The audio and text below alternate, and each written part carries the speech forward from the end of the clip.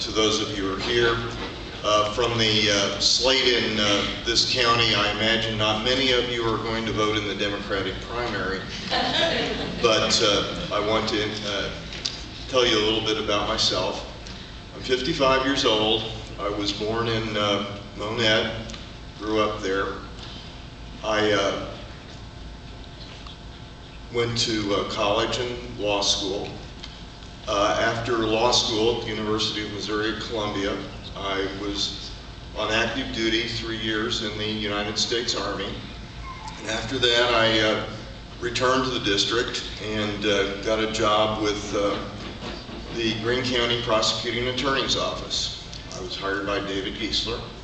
I was there several years. I was the chief assistant in that office for several years. For the last 20 years, I had been in the U.S. Attorney's Office in Springfield. I was a federal prosecutor during that time. I took early retirement in February.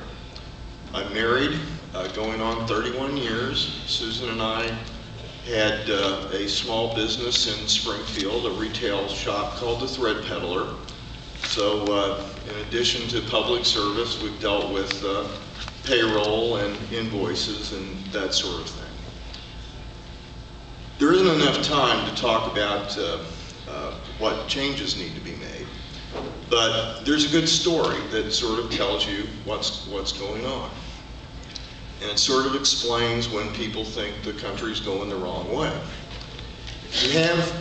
There was a man who had a particular philosophy, and he applied that philosophy, and he hired experts, and they applied his philosophy, and they made a kind of dog food.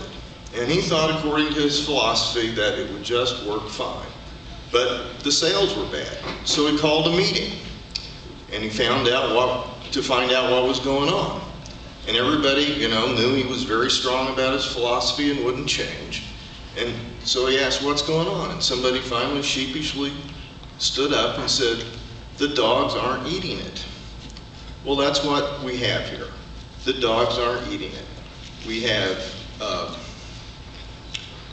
a economy on the verge of recession.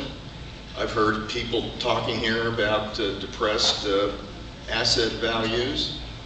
We have a federal budget that is out of control. All those things need to be changed. I will be a strong, independent voice. I will not be a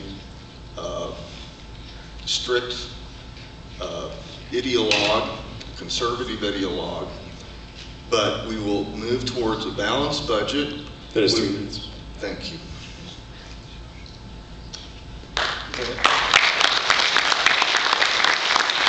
Thank you, Mr. Monroe. And we will go ahead and allow anyone to ask him questions. 2 minutes from the audience.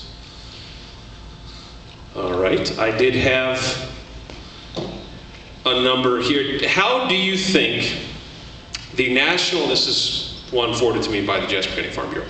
How do you think the National Animal ID program should be handled? Mandatory or voluntary? At this point, voluntary.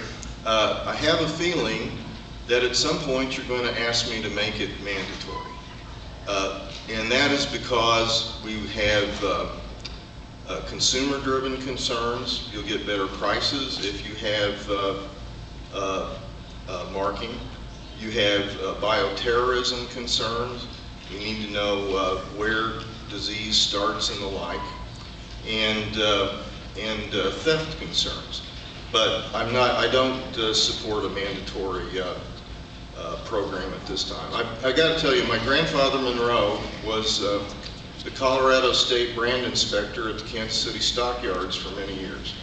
So branding and marking livestock is not an outrageous idea to me, but I think you'll support it voluntarily, and at some point you'll want it mandatory. Okay. Thank you, Mr. Monroe. Appreciate it.